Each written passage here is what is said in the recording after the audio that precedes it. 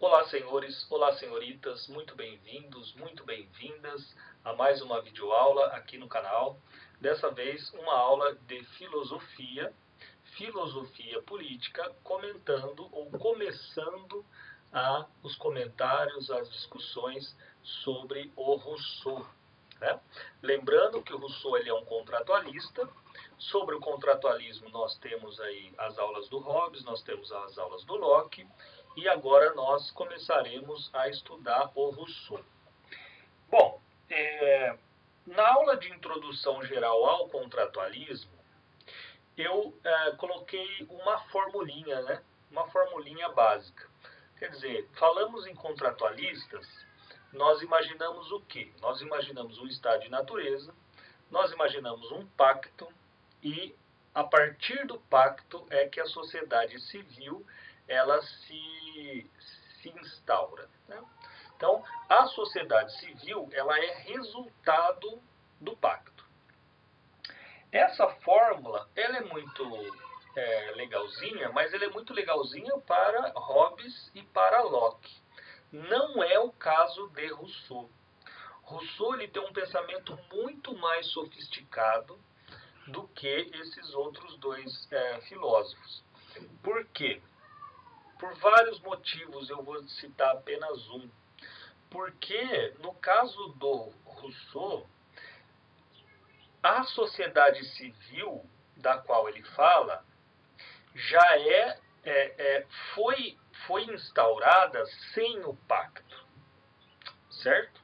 Então, é preciso, dentro da sociedade civil, haver um pacto social para que possa surgir uma outra sociedade civil. Se você não tem isso em mente, fica complicado de entender Rousseau. E já pela própria natureza, Rousseau é difícil de entender. Por quê? Porque ele é mais do que ele é um ensaísta, né? Ele é um ensaísta. Ou seja, ele não é aquele filósofo acadêmico que passou a vida inteira dele debruçado sobre livros, debruçado sobre pensamentos anteriores aos dele, e tentando responder às questões que a história da filosofia traz, né, ou trazia. No caso do Rousseau, não. Ele é um ensaísta, então ele não tem essa preocupação em discutir o que outros pensaram. É verdade que, vez ou outra, ele menciona um ou outro filósofo lá, para poder fazer um contraponto à sua filosofia, mas, de uma maneira geral, ele vai expor aquilo que ele acredita ser verdadeiro. Né? Ele faz uma descrição da realidade, mas uma descrição altamente subjetiva, altamente particular. E nesse estilo de escrita, né, o ensaio, ele está aberto a contradições. Não é um pensamento fechado, não é aquele pensamento hermeticamente lógico. Não espere isso de Rousseau. Né? Rousseau ele é um pensador livre, um livre pensador. Né? Essa seria a denominação um pouquinho mais certeira sobre o Rousseau. Ele é um livre pensador, ele fala sobre diversas coisas, sempre de acordo com o seu ponto de vista. Né? Sempre de acordo com o seu ponto de vista. Ocorre que esse ponto de vista, ele se mostrou, ao longo do tempo, muito pertinente. Né? Não é simplesmente...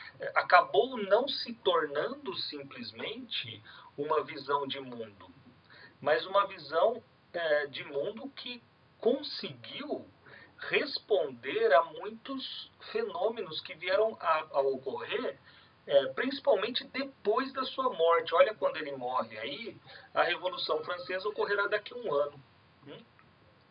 Então, todos esses aspectos complicam um pouco a nossa interpretação sobre o Rousseau. Então, eu vou com muito cuidado, né? Vou expor o seu pensamento com muito cuidado, sempre levando em consideração as diversas possibilidades que existem para a sua interpretação.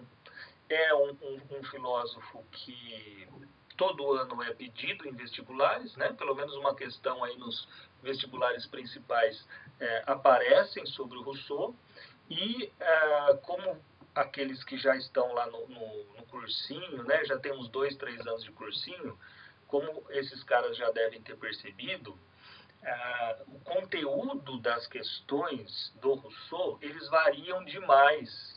Eles variam demais. Em uma questão colocam Rousseau como idealizador do socialismo, em outra questão coloca o Rousseau como o inaugurador do liberalismo. Então, às vezes ele é iluminista, às vezes ele é anti-iluminista.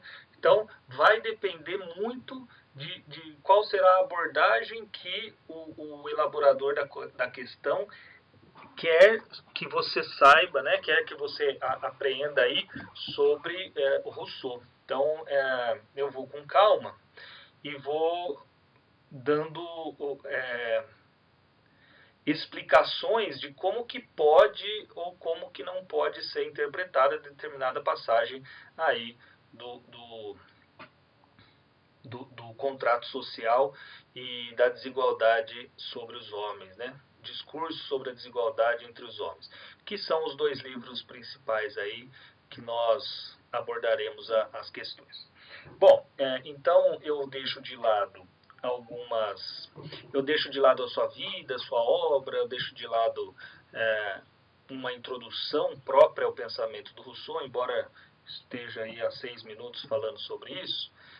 Vou deixar de lado essas questões e vamos para a sua filosofia política, né, o seu contratualismo. Bom, falou em Rousseau, normalmente já vem aquela frase, né? O homem nasce bom, a sociedade o corrompe. Gente, esse é o primeiro engano, por favor, né? Não existe essa afirmação na literatura russoniana. Ou seja, ele nunca escreveu isso. O homem nasce bom, a sociedade o corrompe. Essa frase, ela é uma interpretação, uma má interpretação da sua filosofia. Então, esse é o primeiro ponto. Para Rousseau, o homem não nasce bom. Vamos tomar muito cuidado. O homem nasce livre, mas em todo lugar, ou para onde ele olha, enfim. O homem nasce livre, mas em todos os lugares se sente acorrentado. O homem nasce livre, mas sempre está acorrentado. É essa a frase, eu estou parafraseando, né? Isso é o que Rousseau disse, não que o homem nasce bom. Por favor, né? Primeiro erro já categórico em relação ao Rousseau. Bom, essa ideia, né, o homem nasce bom e a sociedade o corrompe, será refutada, espero eu, ao longo das aulas aqui, tá? Não sei se nessa primeira aula, mas com certeza na segunda aula sobre o Rousseau, essa frasezinha tosca aí, ela vai ser eliminada, tá? Espero eu. Bom, nós começamos a pensar o contratualismo do Rousseau com a ideia de bom selvagem, né? O bom selvagem. O bom selvagem é uma expressão não do Rousseau. Era uma expressão da literatura quinhentista, seiscentista, quando principalmente os portugueses e espanhóis começaram as suas grandes navegações, né? Começaram as suas expedições para descobrimento de terras, né? Descobrimento de outros lugares que não aqueles que se situavam na Europa. A literatura, então imagina o seguinte, a gente está lá no século XVI, no século XV, no final do século XV, século XVI, iniciando as nossas navegações. Nós temos um estilo de vida europeu, evidente, E a hora que nós nos deparamos aqui nas Américas, nós percebemos pessoas completamente diferentes. Completamente diferentes. Esse contraste com relação ao povo europeu produziu diversos materiais, diversos assuntos para a literatura, e principalmente uma literatura folhetinesca, né? Relatos, romances sobre como seria o relacionamento entre o selvagem, o dito selvagem, ou o americano, ou os indianos, né, como vai ficar depois. Os indianos, gente, não os indígenas, tá? Por favor. Os indianos e os europeus. Como se daria essa troca de cultura, como se daria efetivamente esse contato, etc, etc. E aí, dentro da literatura, apareceram duas vertentes opostas e que tomaram muito fôlego. A primeira, que foi a que infelizmente dominou, foi aquela que esta outra cultura, ela deveria ser incorporada pela cultura europeia, né? Essa outra cultura é uma cultura, aliás, é um estado do ser humano que não está aculturado, que precisa, portanto, passar por esse processo de aculturação, e que a Europa teria, né, o dever moral de fazer isso. Portanto, são descritos sempre como animais, sempre como selvagens, sempre como bárbaros, etc. Mas há também uma outra linha da literatura que toma este selvagem como um ser exótico. Um ser que não conhece malícias. Um ser, portanto, no seu estado bruto. O ser humano no estado bruto. Esse ser humano no estado bruto, ele pensa e ele age apenas de acordo com os seus sentimentos.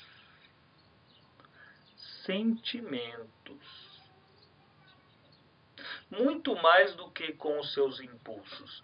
É como se os seus impulsos se identificassem aos seus sentimentos. É essa a versão essa segunda vertente da qual Rousseau irá se apropriar, né?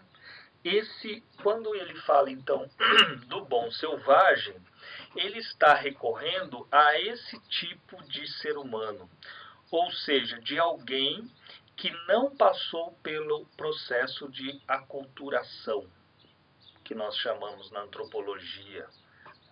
Ou seja, ele não passou por um processo de apropriação e incorporação de costumes sociais, certo? Então, esse bom selvagem, esse derivado aí, né, esse adjetivo, se refere não a características morais, gente. Por favor. Não é o bom em oposição ao mal selvagem. É o bom selvagem no sentido de que os seus sentimentos se identificam aos seus impulsos. É um sujeito, portanto, que não conhece as malícias da sociedade. É um sujeito, portanto, ou é um grupo de pessoas que está afastado de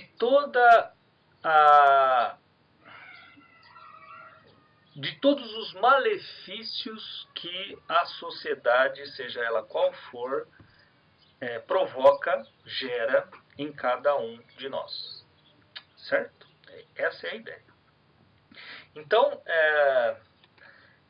espero que já tenha feito algum sentido aí para vocês. Vamos falar né? A partir dessa ideia geral, é claro que eu vou mexer um pouco mais nela, vou dar uma melhorada na sua definição, mas essa expressão do bom selvagem, ela tem que estar na nossa mente, certo? Então vamos começar lá no estado de natureza. Bom, como que é o estado de natureza russoniano? Como se configura o estado de natureza russoniano? O primeiro aspecto, eu já vou começar pelo aspecto mais importante. Lembrando, né? Toda aula ela vai servir para você tirar da cabeça que o homem nasce bom e a sociedade o corrompe. Então, porque esse é um dos maiores mitos que temos aí dentro da história da filosofia, né? Que a molecada acaba repetindo a exaustão por gente que não leu Rousseau e também está repetindo, né? Ensinou também sem saber. Bom, a primeira característica, eu já vou direto ao ponto e depois a gente vai derivando o que tem aí, né? O que a gente pode derivar dessa afirmação. O ser humano, ele é amoral. Amoral. Isso significa que o homem, no estado de natureza russoniano, ele não conhece o certo e o errado. O bom selvagem, ele não conhece o certo e o errado. Ele não travou o contato ainda com o certo e o errado. O certo e o errado, como vocês já devem, né, imaginar e já devem ter percebido, dentro da história da filosofia política, principalmente dentro do contratualismo, o bom e o mal, ou seja, questões morais, necessitam sempre de um estado civil. Para Hobbes é assim, para Locke é assim, né? As pessoas elas agem no estado de natureza ou de acordo com leis naturais e que, portanto, não se referem a algo transcendente ou algo totalmente filosófico, né, metafísico. E é um estado, por consequência, esse estado de natureza, é um estado, se ele é amoral, significa que é um estado onde não existe a justiça. Por quê? Porque a justiça só pode existir na medida em que você tem o que é certo e, por consequência, o que é errado. Certo? Então, a justiça, ela será derivada da sociedade civil. Ou, se você quiser mais diretamente, a justiça, ela é derivada das leis positivas. Lembram-se? Leis positivas, leis criadas pelos homens. Enquanto não existem essas leis, fica extremamente complicado de você falar que o homem ele é justo ou não. Onde não há lei, não há justiça. Certo? Onde tudo é permitido, não existe justiça, e tampouco injustiça. Claro, né? Claro. Então, no caso do Rousseau, o homem ser amoral significa que ele simplesmente age de acordo com os seus impulsos / sentimentos mais íntimos. Certo? Vou colocar aqui.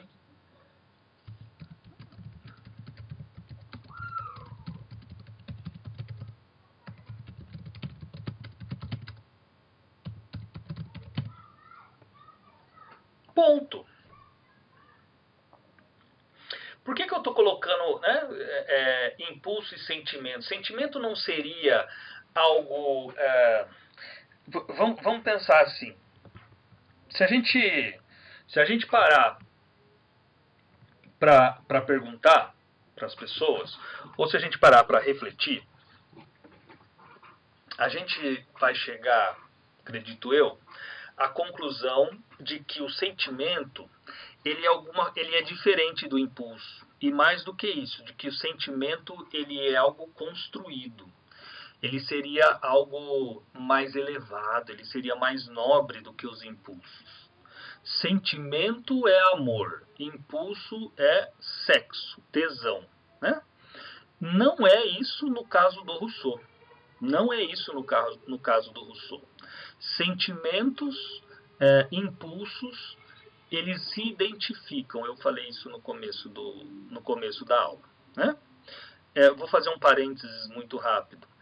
O Rousseau, gente, ele ocupa, dentro da história da filosofia, ele ocupa uma vertente muito escassa de representantes, chamada sensualista. Sensualista. Por quê? Porque são filósofos que dão um valor, né, um enfoque muito grande aos sentimentos. O sentimento como a força motriz das ações humanas, certo? Então, é sensualista mesmo. Tomem, não é uma pessoa sensual, no caso da história da filosofia, é uma pessoa adepta aos sentimentos, né? Então, no caso, fecha parênteses, por favor. Bom, no caso do Rousseau, então, o ser humano, ele tem determinados impulsos, ele tem determinados sentimentos, e esses sentimentos são os responsáveis por reger a sua vida. E quais são esses impulsos e quais são esses sentimentos? Ou quais são esses impulsos / sentimentos? O primeiro, então vamos lá. O primeiro dele é o medo. O medo, então vou colocar aqui, né? Medo. Nossa, tudo letra maiúscula, não era para ficar. Medo. Essa é uma das características presentes no estado de natureza do Rousseau. Não só do Rousseau, do Hobbes também. O medo é uma das características. No caso é o medo e a honra, o medo e o reconhecimento, né? No caso do Rousseau é o medo. Então, o medo, ele é característico do estado de natureza. Ou, se vocês quiserem, o medo ele é característico do próprio ser humano que vive nesse estado de natureza. Agora, esse medo, gente, é medo de morrer, tá? Medo de morrer. O medo, além de, né, então, se eu tenho medo de morrer, medo de perder a vida, qual é, segundo Rousseau, as ações, né, de que maneira que eu devo agir? Né? Eu devo agir, como que eu devo viver? Eu devo viver o máximo possível não aceitando enfrentar quem quer que seja sobre alguma coisa. Né? Sobre alguma coisa. Ou seja, eu devo fugir de qualquer situação que envolva um risco para a minha vida. Só que isso não é só para mim. Isso vale para todos aqueles que vivem no estado de natureza.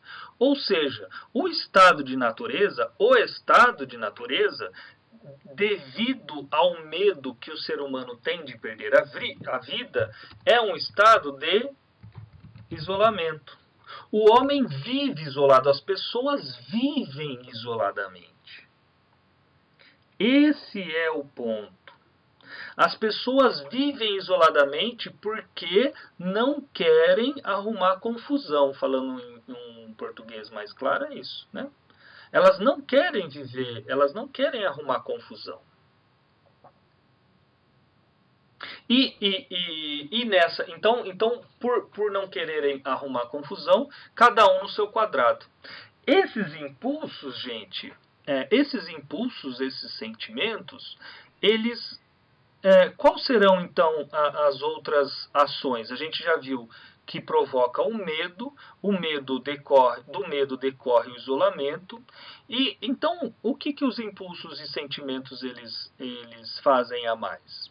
Eles serão os responsáveis por manter a nossa vida, né? Ou seja, a gente vai procurar por comida, a gente vai procurar por sexo, quando os impulsos exigirem. Então, moçada, por que será que comentaram que o homem nasce bom e a sociedade o corrompe? Porque, bem ou mal, né, qual que é a possível interpretação disso? Né, como será que chegaram para ficar repetindo isso que nem a exaustão? Possivelmente porque no estado de natureza ninguém procura brigar com o outro. Ninguém procura tirar vantagens do outro. Por quê? Porque o medo, ele impera. Eles vivem isoladamente. Eu só vou me juntar com alguém na hora da reprodução. Ou antes do que isso, na hora do sexo.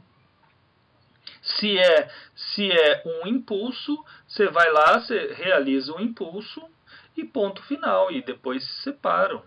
Né? As pessoas se separam.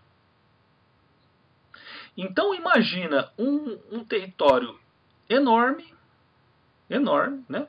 Ou então um território X e as pessoas vivendo isoladamente. As pessoas vivendo isoladamente.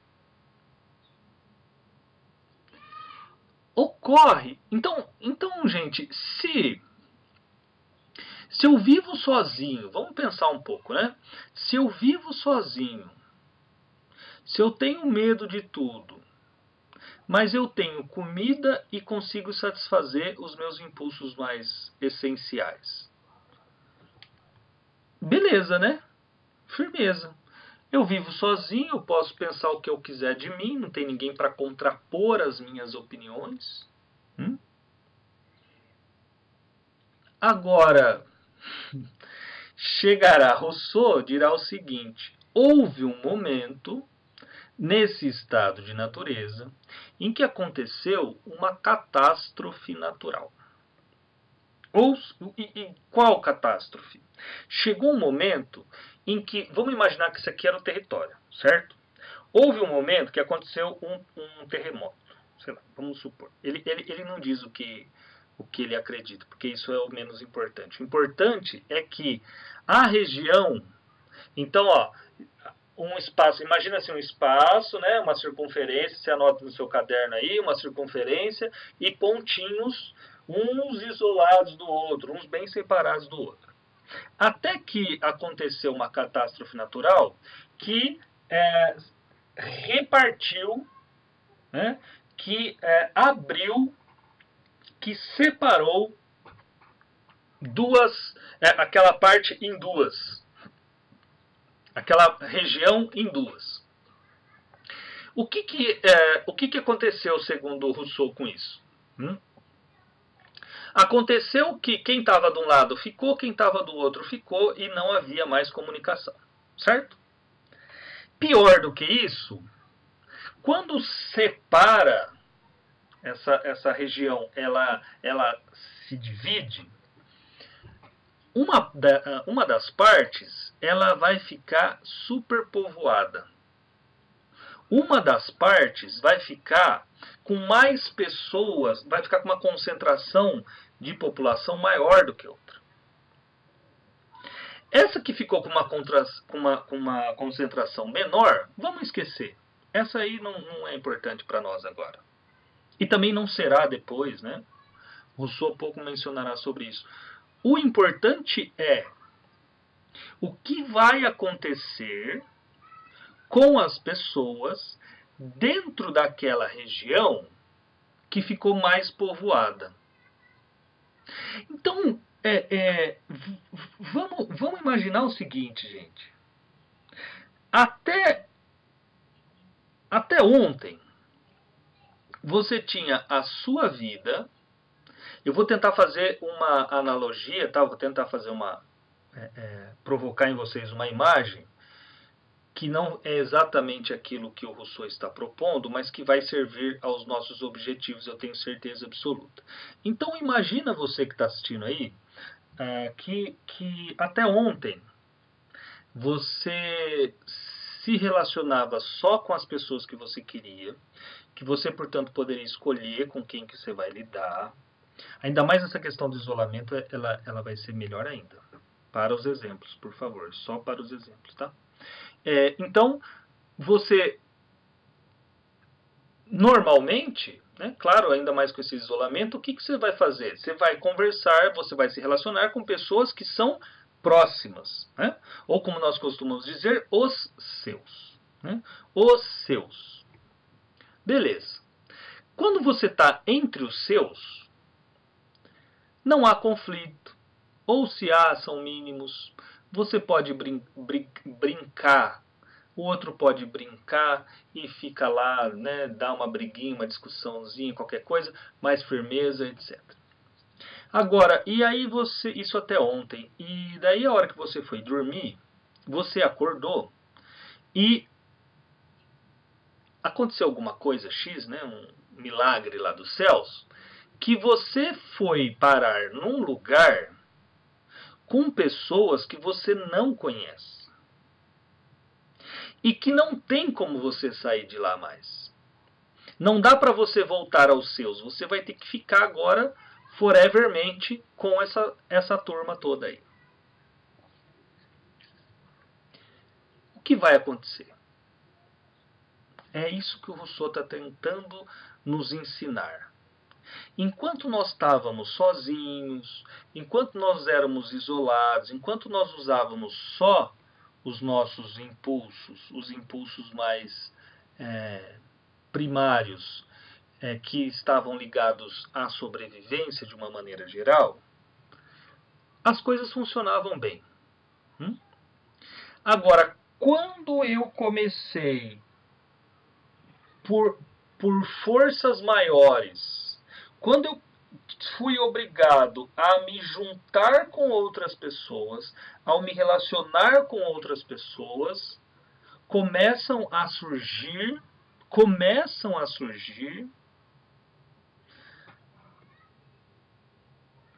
algo que não fará tão bem ao ser humano.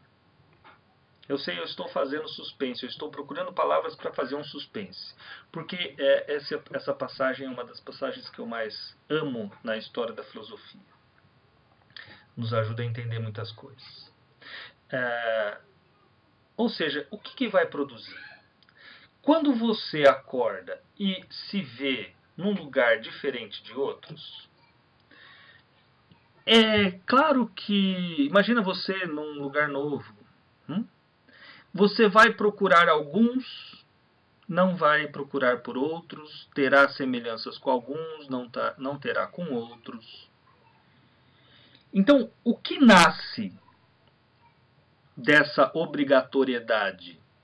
O que nasce dessa obrigação de convivência agora ad eterno com pessoas diferentes? Começa a nascer, não agora, começa a nascer sentimentos secundários em cada um de nós. Sentimentos secundários, impulsos, vontades, desejos secundários. Ou seja, mais refinados do que aqueles do primeiro momento. Pergunto a vocês, antes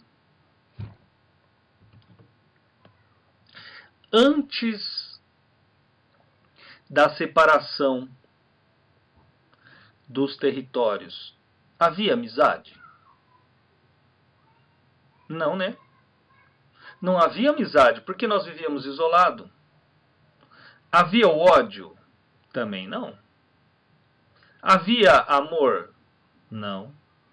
Havia solidariedade? Não. Havia compaixão? Não. Então, nós vivíamos como animais. Estado bruto. No estado bruto do ser humano. Do ser humano. Certo? É com a a obrigatoriedade de eu me relacionar com outras pessoas, que esses sentimentos começam a surgir. Olha que genial, gente. E por quê? Então o Rousseau está falando assim, o ser humano ele começa a sentir solidariedade, amor, ódio, compaixão e todos esses sentimentos a partir do momento em que ele se relaciona com o outro. Essas coisas elas não vêm junto com o pacote da criação. Manja lá do Locke? Ai, todo mundo vive bem, harmonicamente, ppp. Ou então do Hobbes. Né? Um é lobo do homem, nós somos egoístas por natureza. Não! No caso do Rousseau, não é assim. Nós somos, gente, nós somos nada. A gente só come, bebe, dorme e faz leco-leco. Só isso no estado de natureza do Rousseau. Só que a hora que começa, na hora que nós somos obrigados a viver em conjunto, aí é que vão surgir esses sentimentos de empatia, de antipatia, de inveja, de amor. E por que isso? Porque lá, quando eu estava então isolado, eu podia me achar a última bolacha do pacote, eu podia me achar a pessoa mais forte do mundo. Não tinha ninguém contrário à minha posição. Agora, quando eu estou com outros, e não são com os meus, não é lá quando você estava até ontem na sua casa, beleza, é agora depois que você acordou e acordou num outro lugar. Agora que você acordou e está em outro lugar, você está com outros e não com os seus. Quando você está com os outros, você fala, eu sou o cara mais forte do mundo. Aí os outros vão falar assim, os seus vão falar assim, ah, firmeza, é isso mesmo. Mesmo que não seja, manja, de boa, né, velho? A mãe, o pai, sempre fala assim, nossa, como você tá lindo. É gostoso ouvir, claro. Porém, você está entre os seus. Porra, é sua mãe e seu pai falando que você está lindo, beleza. O ruim seria se falasse o contrário, certo? Agora, quando você entra para a sociedade, quando você entra para um lugar em que não são mais os seus, mas são os outros, aí sim, se você disser eu sou o cara mais forte do mundo, pode ser que apareça um outro e te carregue e fique fazendo flexão. Fique fazendo, esqueci o nome lá, que faz assim. Ou seja, o cara já mostrou que quem é mais forte que você é ele, que ele é mais forte que você. Assim pode chegar um outro e dizer a mesma coisa. Ou seja, a ganância, a inveja, enfim, acho que já ficou claro, né? Então, ficamos por aqui nessa aula e chegamos num momento crucial, de qual é a origem desses sentimentos, dos sentimentos. A origem dos sentimentos tem a ver com o outro, tem a ver com a relação, é derivado da relação com o outro. Antes disso, não. Antes disso é só alguém que come, bebe, dorme e transa. Só isso. E, gente, muito importante. Estamos ainda no estado de natureza. Certo? É no estado de natureza, ou melhor dizendo, é a partir da superpopulação que obrigatoriamente surgiu dentro do estado de natureza que esses sentimentos ditos secundários eles vão surgir. Certo? Na próxima aula, nós continuaremos ainda no estado de natureza. Aí sim, comentando o cercadinho, né? Aí sim, comentando a formação ou a instauração da propriedade privada. Certo, gente? Eu sei que essa apresentação ela não é muito comum. Normalmente não se fala sobre esse aspecto, se vai direto lá para a formação da propriedade privada, mas ao meu ver esse ponto ele é indispensável, porque sem ele é a formação dos sentimentos que vai gerar, que vai provocar, que vai originar o desejo de cercar a terra. Tudo bem, gente? Bom, então é isso. Espero que vocês tenham gostado, espero que vocês tenham entendido. Temos aí os canais para que vocês possam perguntar, tirar dúvidas, qualquer coisa assim. Agradeço muito a paciência de vocês, a atenção de vocês e nos vemos aí nas próximas aulas. Beleza, gente? Muito obrigado, um beijo, até mais.